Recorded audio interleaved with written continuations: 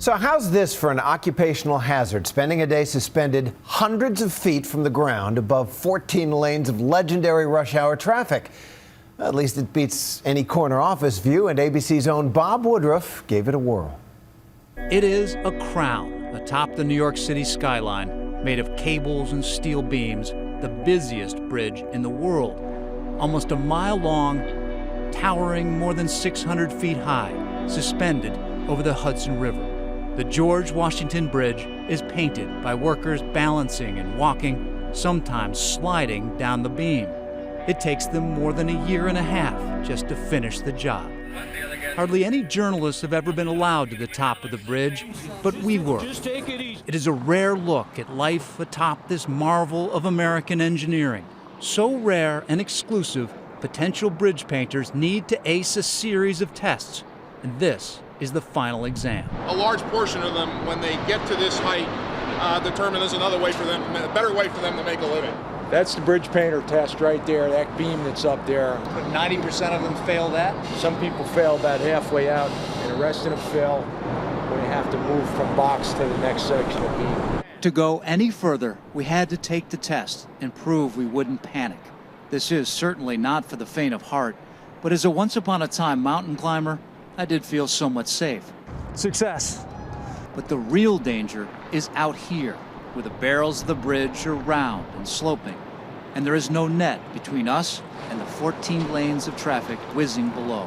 The workers told me none of their colleagues have ever died. There's been 9 times that I've actually been scared, but obviously up here you have to be conscious of where you are. People say, oh, you're crazy, you feel this and that, but as soon as you lose the fear of being up here, that's when you're in trouble. There have been some close calls. Have you ever fallen? Never. Did you ever slip? Yes. Obed Gonzalez has painted 3 other bridges.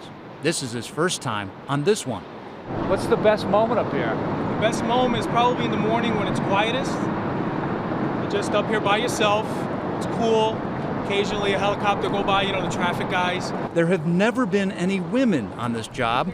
They teased my producer, Lana Zach, that she was the first female to scale these barrels.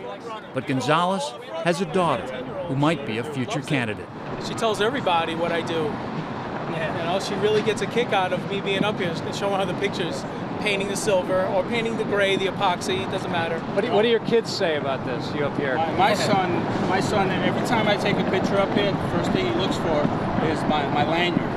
Make sure that I got it on. So he's a smart kid. Yeah. Look at this place. It is just stunningly beautiful. Right down there, you can see the Statue of Liberty from here.